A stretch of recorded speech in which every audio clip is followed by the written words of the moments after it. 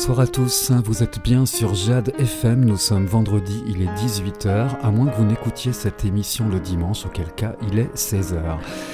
Ce sont les mots de la musique que nous avons grand plaisir à vous proposer aujourd'hui, une émission conçue, réalisée et animée par André-Paul Jean-Pierre Jacquin. Bonsoir à vous deux. Bonsoir Jim. Bonsoir Jim. Comment allez-vous ? Parfaitement bien, à part les rhumes, mais ça c'est courant. Oui, ça a l'air d'aller en tout cas. Oui. Nous avons également une quatrième personne qui est avec nous aujourd'hui. Nous avons le grand plaisir de recevoir Annie. Bonsoir Annie. Bonsoir Jim. Soyez la bienvenue dans cette émission Les mots de la musique. Une émission spéciale aujourd'hui, très particulière, parce qu'on va vous raconter une histoire qui prend sa source il y a 9 ans maintenant, bientôt 10 cette année. 10, oui. Bientôt 10. C'est une très belle histoire et le titre de cette émission s'appelle « Il était un festival ».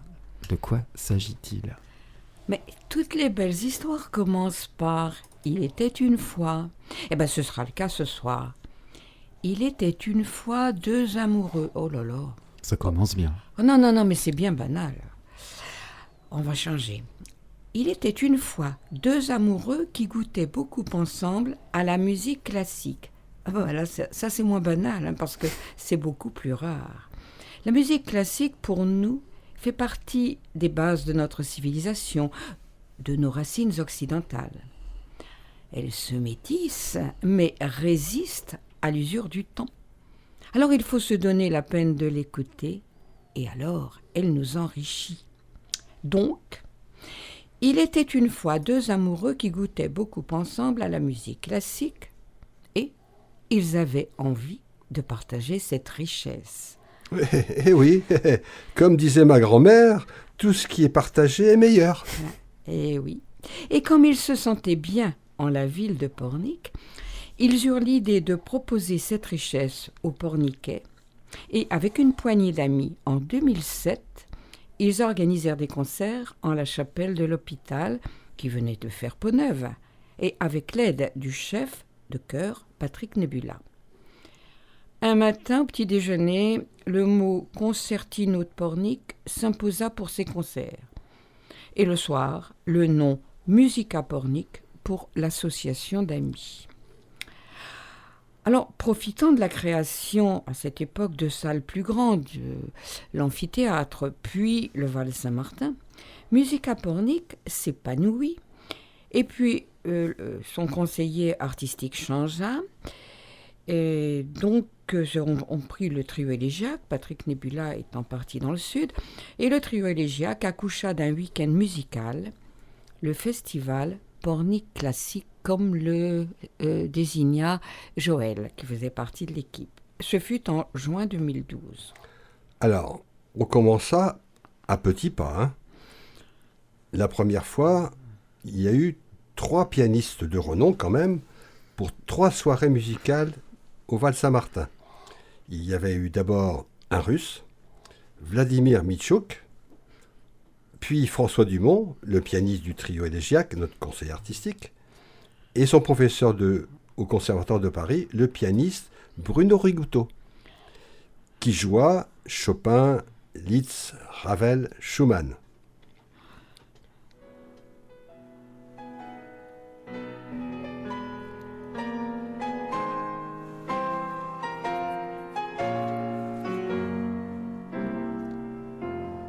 Il joua cette fantaisie de Chopin, entre autres, que nous écoutons par Bruno Rigouteau lui-même.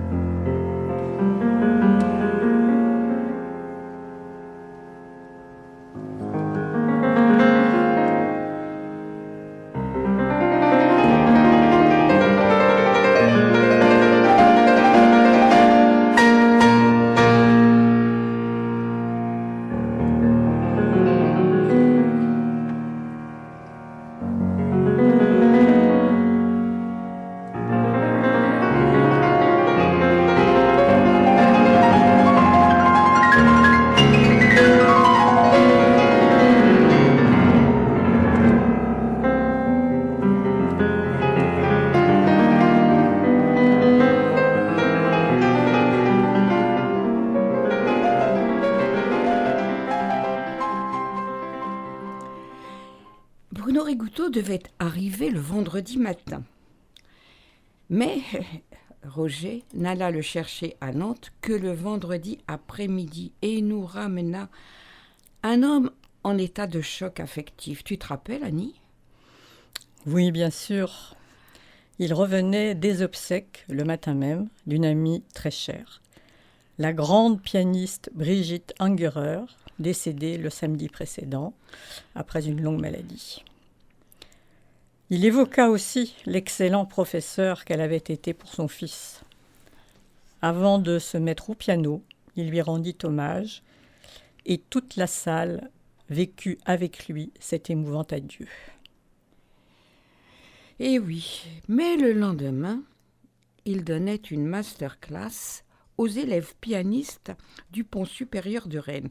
C'est un établissement qui forme des enseignants de musique ou des interprètes après les 10 ans de conservatoire. Ils étaient 4, une bouffée de jeunesse dans ce festival que nous avions d'ailleurs sous-titré « Musiciens d'aujourd'hui et de demain ». Dans la chapelle de l'hôpital, qui était ouverte gratuitement au public, ces artistes étudiants, pour la masterclass, tiraient le meilleur d'eux-mêmes. Et Bruno Rigouteau les conseillait, leur expliquait l'œuvre, oh là là, pour le plus grand bonheur du public ébahi. Alors on écoute So Myung, une jeune coréenne qui était élève et qui joue Cloche d'adieu de Muraille, un contemporain qu'on écoute.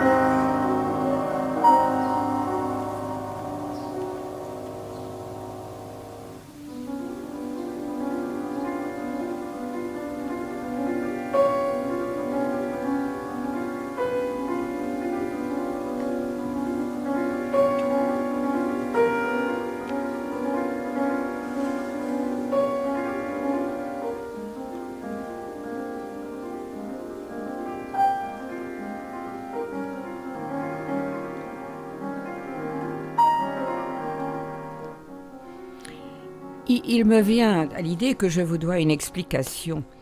Il est évident que So Myung n'a pas enregistré encore ce morceau, mais c'est lors du festival, quelques morceaux de notre émission ont pu être enregistrés par notre ami Alain Barré. Et c'est ce morceau que vous venez d'écouter, c'était bien So Myung elle-même qui le jouait. Je dois préciser que Alain Barré se trouve aujourd'hui même dans ce studio. Il est en train de faire les 100 pas et de faire des photos. Alain Barré, grand photographe, et on est très heureux de le recevoir aujourd'hui. Eh oui, alors ce festival 2012, François Dumont avait alors 27 ans. Il commençait sa brillante carrière. Et à la fin du festival, un spectateur me dit en partant: je viens de découvrir un très grand pianiste. Bon, je ne savais pas trop à qui il faisait allusion. Eh bien, il m'a précisé, il s'agissait de François Dumont.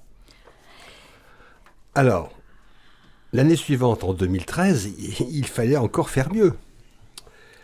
Et nous avons alors décidé de réaliser le festival au week-end central des vacances de la Toussaint. L'affiche fut alléchante. Jean-François Zigel, qui était très connu du public grâce à ses émissions musicales télévisées, le violoncelliste de renommée internationale Henri de Marquette, une des têtes d'affiche de la folle journée, et le trio élégiaque avec François Dumont. Belle affiche, hein ? Oui, et puis en plus, avec un répertoire de luxe, le quintet de Schumann. Alors pour cela, on avait invité le Quatuor Élysée et François Dumont qui jouait avec eux. ainsi que dans le répertoire le sextuor pour cordes de Brahms. Et je vous signale que la musique que nous allons entendre de ce sextuor, c'est la musique du film Les Amants de Louis Malle. C'est un film qu'on a connu il y a très longtemps quand même. Donc voici une partie du sextuor de Brahms.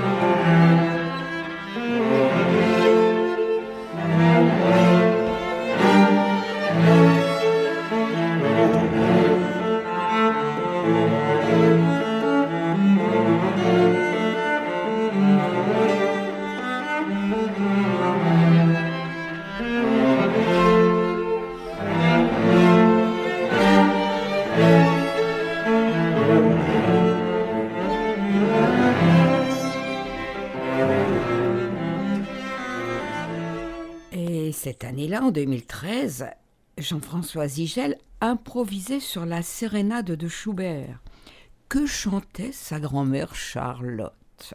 Ah, grand-mère, tu ne savais pas que tu chantais du Schubert, lui disait Jean-François, les yeux au ciel. Je le revois encore, Jean-François Zigel. Il était logé à la Thalasso, et en arrivant chez nous, dans le jardin, et s'écriant « Oh là là, je n'ai jamais logé dans une aussi belle chambre !» Ah ben forcément.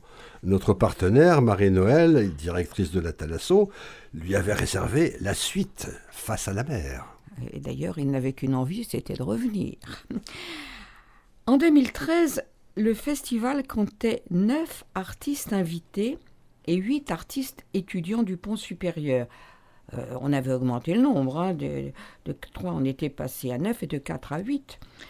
Il fallait loger, nourrir, accueillir tout ce monde. Certains, effectivement, logeaient à la Thalasso, mais d'autres chez les membres de l'association, et d'autres chez les amis des membres. Et pour les nourrir, c'est Joël qui prit en charge l'organisation de l'intendance. Courses, la voiture était pleine, choix des menus, cuisine. Toute l'équipe fut mobilisée pour l'accueil, la cuisine, même la vaisselle. Annie fut la reine des tableaux des plannings des artistes. Certes, au début, c'est un casse-tête. Assurer les déplacements des artistes entre leur arrivée et les départs en gare de Nantes, de Pornic ou aéroport, leur logement, les répétitions, les concerts, les repas. Et finalement, après quelques réunions, une organisation sans faille est en place, avec une équipe présente à la billetterie, à l'accueil, au placement du public, à la régie de scène, à la vente des CD et au bar. Ah oui, et au bar. Cette année-là, nous avons acquis notre savoir-faire. Tu t'en souviens, Jean-Pierre, de la sauce au chocolat des profiteroles que réclamaient Jean-François, Henri et François ? Oui, et ce soir-là, toute l'équipe était venue souhaiter l'anniversaire de François. Et chantait Bon anniversaire, nos vœux les plus sincères, accompagné au piano par Jean-François Zigel. Quel honneur. Et tous les trois, ensuite, en concert, ils nettoyèrent complètement le plat de chocolat. Non, la casserole. Elle était Là, belle. on plonge vraiment dans les coulisses de ce que c'était l'organisation de ce festival. Et on a l'impression d'entendre des jeunes personnes qui organisent leur premier festival de rock, parce que finalement, l'intendance est quasiment la même. C'est beaucoup de travail, beaucoup de bénévolat également, beaucoup d'énergie. Et le chocolat, ils prenaient avec les doigts. Et beaucoup de chocolat.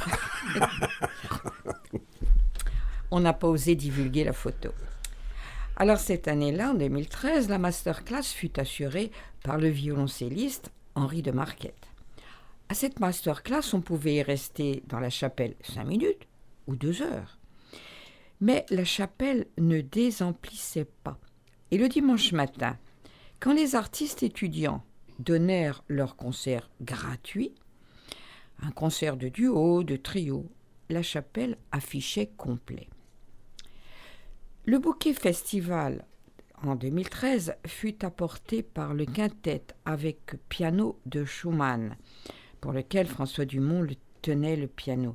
Alors moi je vais vous faire écouter le scherzo interprété par Martha Argerich au piano et Mischa Maïski au violoncelle, et deux jeunes pour compléter cette équipe. « 2013 avait été un succès, le public était venu plus nombreux. Il avait compris la qualité des artistes invités. Le festival était lancé. Alors, en 2014, on réinvita Jean-François Zigel, qui ne demandait que cela, je vous le disais, puisqu'il avait rempli quand même le Val Saint-Martin. Et on invita aussi la grande dame de la harpe, Marielle Norman. Je me rappelle une dame croisée dans un magasin me disant « oui, mais vous ne faites jamais de harpe au festival ?» Je lui ai dit « Si, cette année, il y en aura avec une artiste de renom. »« Oh, vous n'allez quand même pas inviter Marielle Norman ?» Si. Elle en était restée médusée. Alors, on avait 13 musiciens sur le programme, auxquels s'ajoutait l'épouse de Jérémy Pasquier, l'altiste, et leur petit nouveau-né, qui était encore sa mère dans les repas, ainsi que le nouveau guide du festival, le musicologue Olivier Légeret. Voilà des nouveautés. Dans le trio élégiaque aussi, le violon était maintenant tenu par le premier violon de l'Orchestre des Pays de la Loire, Julien Zollman. Alors lui proposa de démarrer par le concert de Chausson, un sextuor. Alors, on va écouter la sicilienne, le second mouvement, et je vous fais écouter, enregistré à Séoul par des artistes coréennes, avec le pianiste François Dumont, qui lui le joua au festival. On l'écoute tout de suite.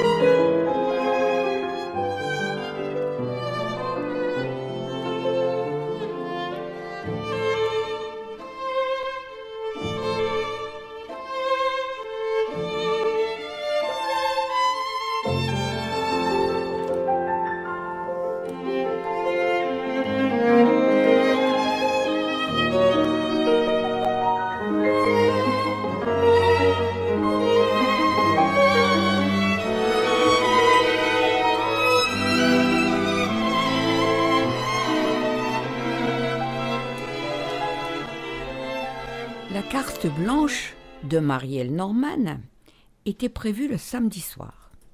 Alors Jean-Pierre présente et aussitôt. J'étais donc sur la scène, micro à la main, prêt à parler. Un boucan horrible. L'alarme s'était déclenchée. Le public ne bouge pas. L'alarme s'arrête. Je reprends la parole. L'alarme redémarre dans un boucan épouvantable. Le public ne bouge toujours pas. L'alarme s'arrête. Marielle Norman, à ce moment-là, attaque. L'alarme rugit encore. Alors là, le public excédé,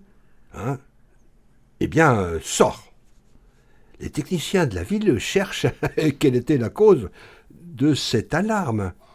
Avec Jean-Michel Brard, le maire, on décide de proposer au public deux solutions.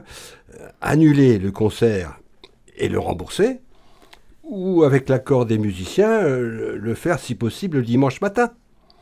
Eh bien, j'ai fait voter le public. Et le public a décidé de revenir le dimanche matin. Ce qui a été fait. En totale improvisation. Donc là, un vote devant la salle, le public assis. À la main. J'ai demandé qui était pour, ils ont levé la main. Comme ça. Démocratie, la démocratie, la musique. Complètement.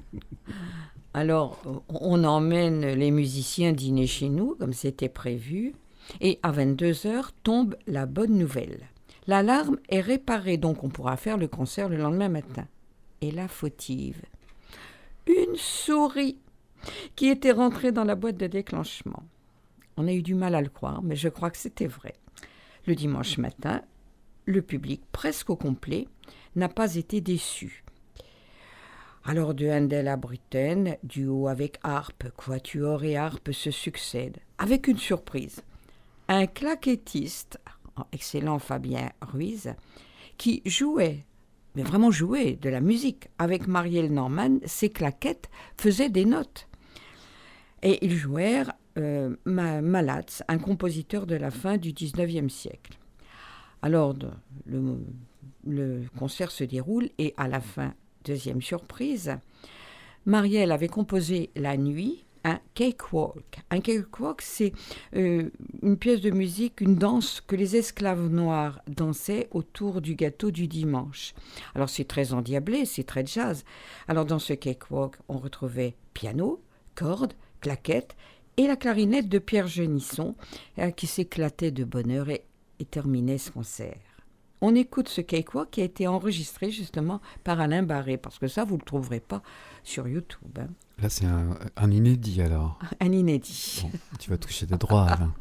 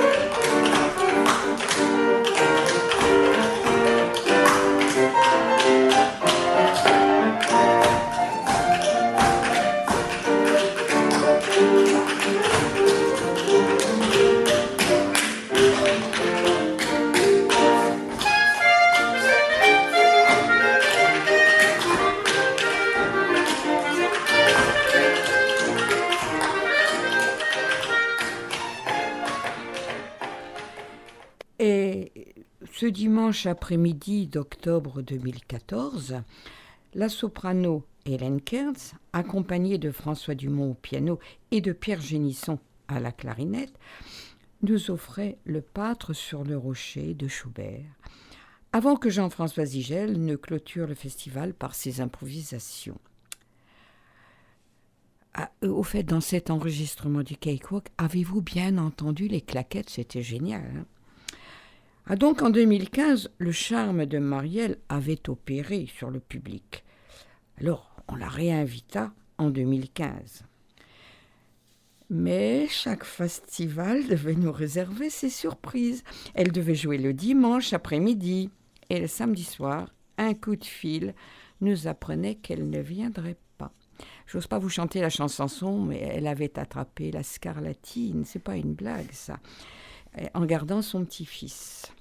Alors, la direction artistique, qui était le nouveau trio élégiaque, a fait face. Ils ont donné un super concert des trios de Schubert au Val-Saint-Martin. Alors pourquoi le nouveau trio?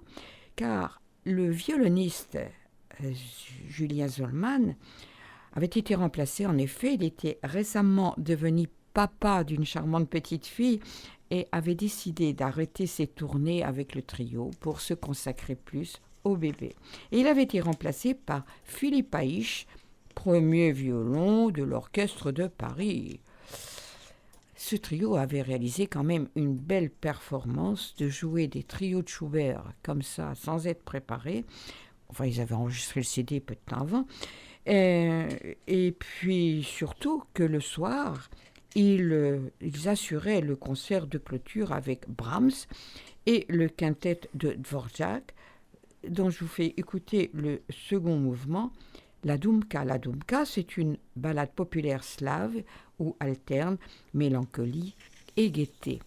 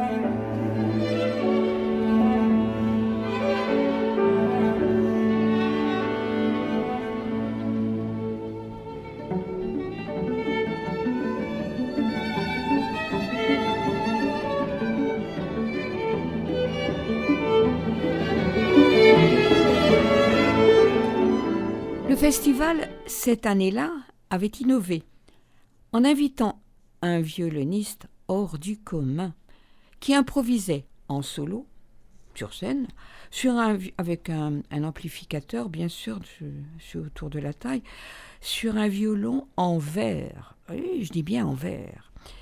Ah, vous rappelez-vous ce concert du vendredi soir de Didier Lockwood? Oh, Didier Lockwood. Une énergie, une force de la nature dans sa musique. Après ce concert, et la joie de se retrouver entre amis de la musique. Il y avait le quintet Moragues, il y avait François Dumont, et bien sûr Didier Lockwood. Et quel appétit, je vous dis pas. Si je comprends bien, André-Paul, excusez-moi, c'est que tous ces gens-là se retrouvent chez vous ensuite, et c'est un after, alors comme on dit aujourd'hui, c'est l'après-concert. C'était super, oui. C'est vraiment des grands souvenirs. Pendant longtemps, on l'a fait à la maison, puis on l'a fait parfois aussi à l'école Kerlor après. Mm-hmm. Mais c'est vrai que de se retrouver comme ça, c'était génial. Alors, cette soirée avec Didier Lockwood, pour tout te dire, il disait « Ah bon, ce midi, vous avez mangé ça ? Il n'y en a pas un petit reste ?» Et après avoir mangé le plat du soir, il mangeait le plat du midi. Mais quelle tristesse, quelques années après, d'apprendre son décès en 2018, à 62 ans. Ah, nous avions pourtant tous rêvé de le convaincre de revenir à Pornic, où il avait été heureux, avec son épouse, la soprano Patricia Petitbon. Mais ainsi, les souvenirs sont heureux et parfois tristes. Alors en 2016, mais quelle pléiade d'artistes nous avait amené notre trio, la pianiste Anke Felek et le violoniste Régis Pasquier. Alors, deux complices de toujours, et qui involontairement nous ont joué un drôle de tour. Ah, une petite anecdote en approche alors. Oui, alors le vendredi, je devais accueillir Anke Felek et Régis Pasquier à la gare de Pornic,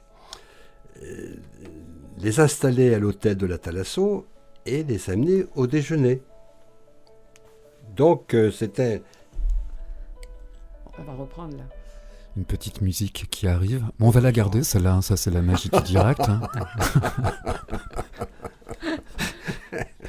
C'est Jean-Pierre qui nous propose quelques notes. Voilà, petite musique insolite. Voilà. Donc je disais que je devais les amener, Anke Felek et Régis Pasquier, au déjeuner, mais en arrivant à la gare, à l'arrivée du train, personne. Par contre, je reçois quelques instants après un coup de fil d'Anne, qui me dit « Allô Jean-Pierre, nous sommes à Saint-Gilles-Croix-de-Vie, à la crêperie en face de la gare. » Ces deux amis, contents de se retrouver, papotaient si bien qu'ils ne virent pas à la gare de Nantes que certaines voitures allaient à Pornic et d'autres à Saint-Gilles à partir de Sainte-Pazanne. Le train avait deux voitures, une se séparait de l'autre. Et malgré l'itinéraire qu'ils auraient pu lire dans le train, ils ne s'aperçurent de leur méprise qu'au terminus à Saint-Gilles. Alors, une seule réponse à ce problème inattendu, foncer en voiture à Saint-Gilles et les ramener pour le raccord prévu dans la salle au plus vite. Aller, il faut 2 heures, retour, il faut 2 heures, donc 4 heures. Le concert était à 19h30.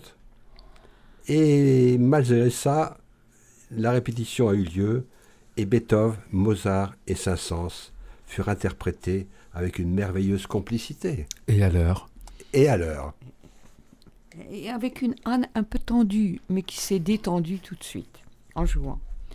Alors le lendemain, donc, de ce week-end de 2016, Philippe Haïch accueillait André Cazalet. Alors André Cazalet, c'est le corniste qui avait obtenu le Grand Prix du disque pour son interprétation du trio de Brahms avec corps, qu'il devait jouer, bien entendu, au festival, avec François Dumont et Philippe Haïch. Ce trio avait été composé par Brahms après la mort de sa mère, dont il était très proche. Cela explique la dramaturgie de ce trio.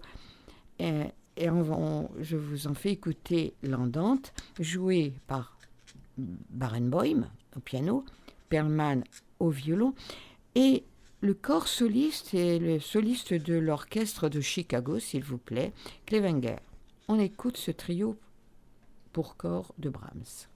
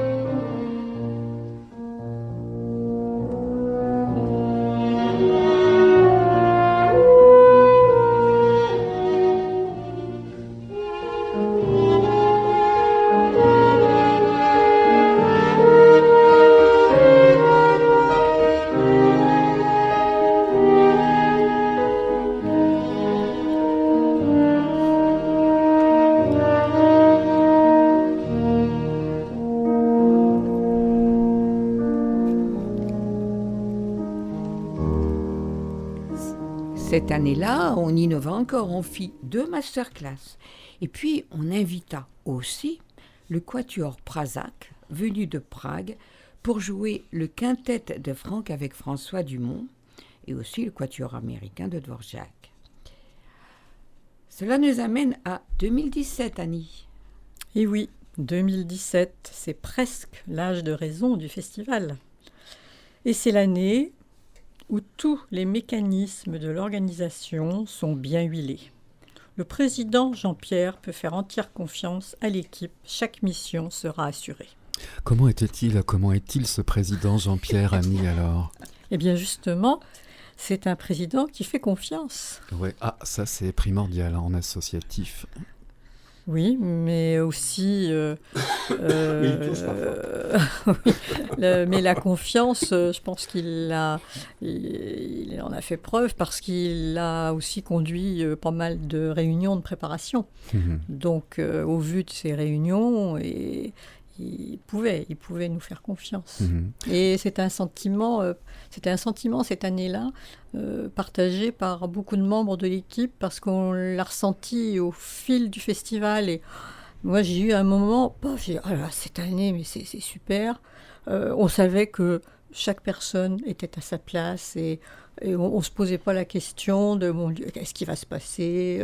Non, on savait que ça roulait parce que aussi une bonne préparation permet de faire face à toutes les surprises de ce qu'on a entendu tout à l'heure.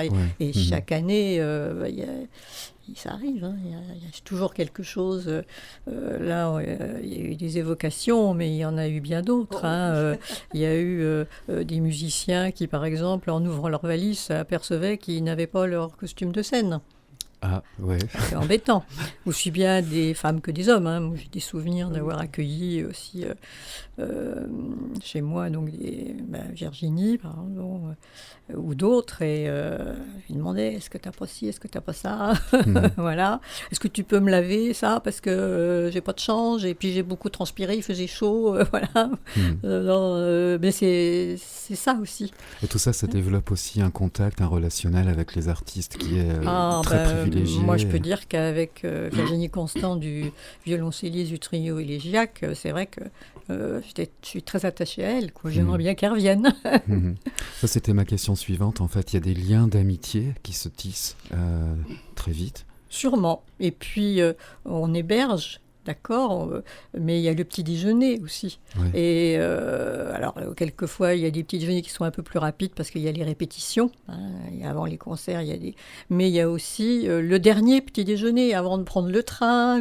Et là, c'est hyper sympa, surtout quand l'artiste arrive avec son conjoint aussi, et son ou ses enfants. Ça m'est arrivé, toute la maison était occupée par la famille de Virginie, et ça c'est super. Et puis j'avais l'attaché la presse, l'attaché de presse aussi qui était hébergé chez moi.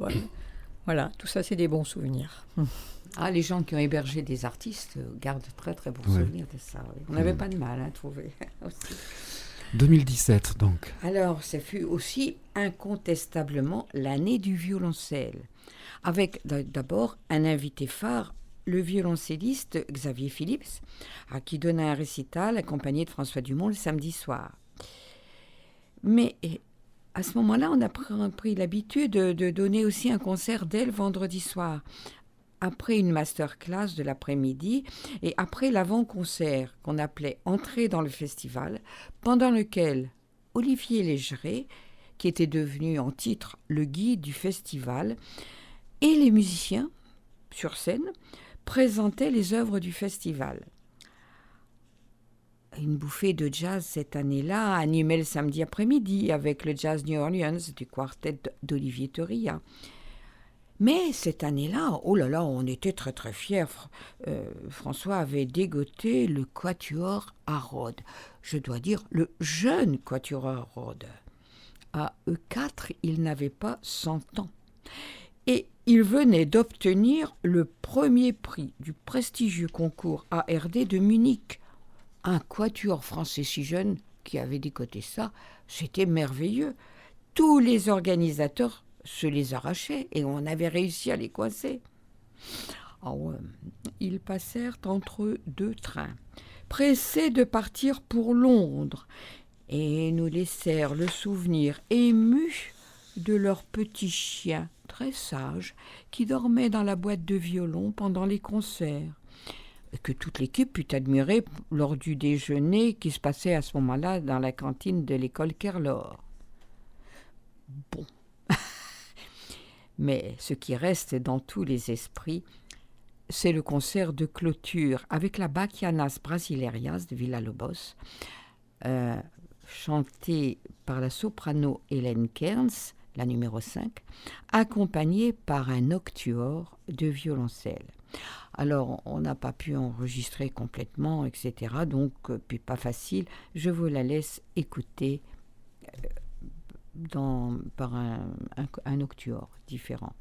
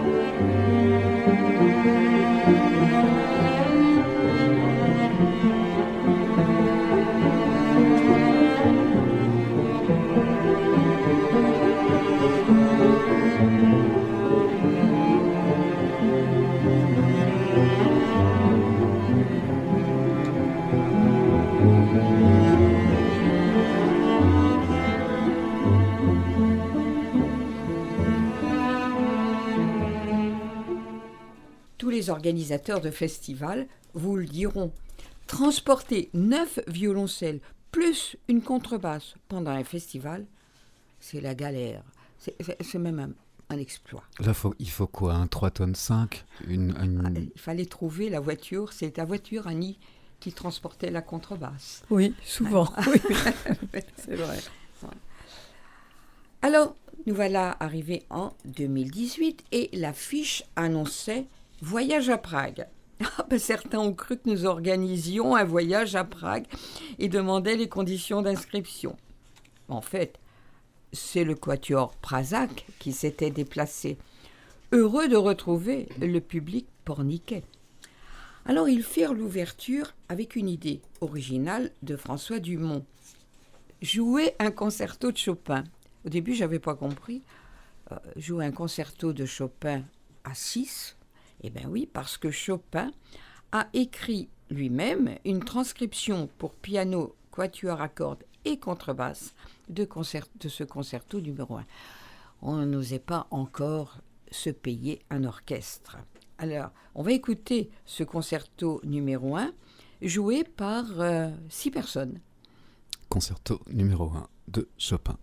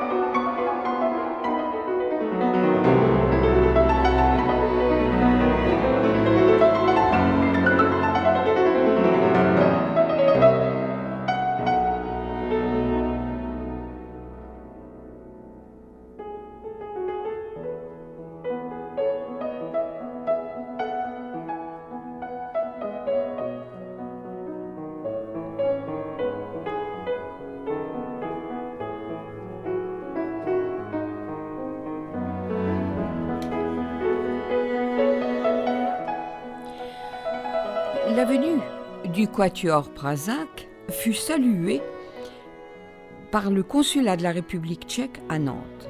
La consul, en personne, vint inaugurer l'exposition de photos de Prague qui avait été installée par eux-mêmes à la chapelle. Et, alors là, la journaliste tchèque de France Musique, vous savez, celle qui a un tout petit accent charmant, Denisa Kershova, nous proposa de venir présenter le quatuor Pražák. Oh bah dis donc, quelle aubaine pour notre communication, France Musique. Ben oui, mais méchant coup du sort. Denisa se cassa la cheville à Paris quelques jours avant le festival. Les compositeurs tchèques furent à l'honneur. Dvořák, Smetana, Suk et Hélène Kerns, la soprano, qui est aussi l'épouse de François Dumont, nous donna des frissons de bonheur en chantant la romance à la lune, extraite de l'opéra Rusalka de Dvořák. On l'écoute.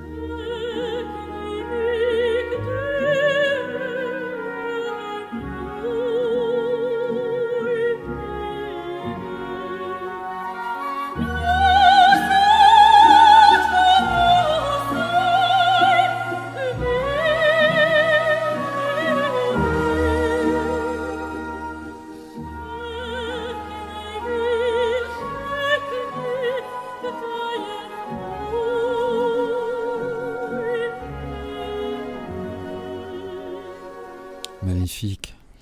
Et C'est un des plus grands compositeurs. Pardon, Pour Jean-Pierre. moi, Dvorak, c'est un des plus grands compositeurs. Ah, ça y est, là Ça c'est y est. encore la, Ah ouais, mais ça, la polémique à laquelle... Enfin, c'est une polémique, une gentille polémique à laquelle on est habitué dans les mots de la musique. Oui, exact. Dvorak. C'est incontournable. Mais ce n'est pas tout.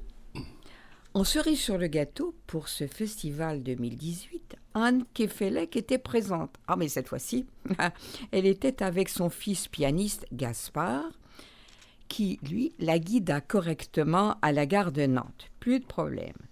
Alors, des 4 mains, des 2 mains, Mozart, Bach et Schubert s'en souviennent encore. Et moi, je vous propose d'écouter cette pièce qui sera interprétée par Anne comme elle a été interprétée au festival. C'est l'Adagio du concerto pour hautbois de Marcello. Marcello a composé ça dans les années de 1700. Et cette pièce a été transcrite par Bach lui-même pour orgue ou piano. Alors on va l'écouter pour piano joué par Anne Kefelec comme elle avait été jouée au festival. Un bijou.